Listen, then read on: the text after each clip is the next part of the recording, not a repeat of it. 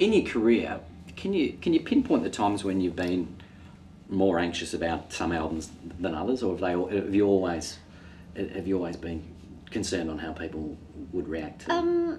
I always get nervous about just prior to release, whether it's a single or an album. But I think that for the album, the scariest part is locking down the final songs. It wasn't the same in the old days because I just recorded, it was done and in the can.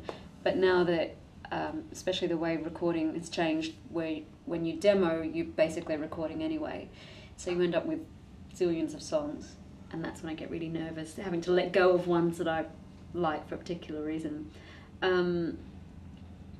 With Impossible Princess, although that was by no means my most successful album, I'm really thankful that made me get on the road, get touring, and now to be known as a touring artist is just light years away from where I started out, and that's very pleasing. Have there been any songs that you've turned down, like The Fish That Got Away, where you've said no, I can't put every song on an album, and you've said no to something, and then it's turned up somewhere else, or you regret it? I know Toxic was mentioned at some point. Oh, so there you go. Yeah. See that steely gaze? Sorry, I didn't mean to direct that at you. It's just like, I'm feeling a little uncomfortable now. yeah. Let's bring up some ex-boyfriends. That'll cover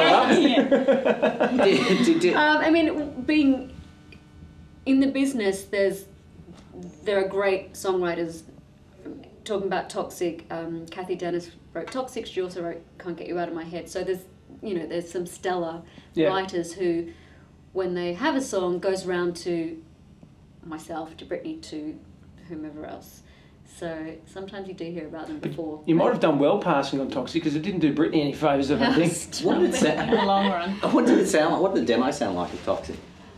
I only heard it like a snippet in my record company's office, and I don't know why we didn't go with it. I mean, hey, you should stop trying to depress me now. Do those final decisions lay with you though?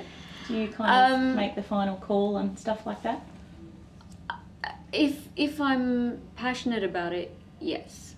And if I'm kind of on the fence, then I defer to them and think, well, you guys, I'll let you say the yes or no on this, because sometimes I don't know.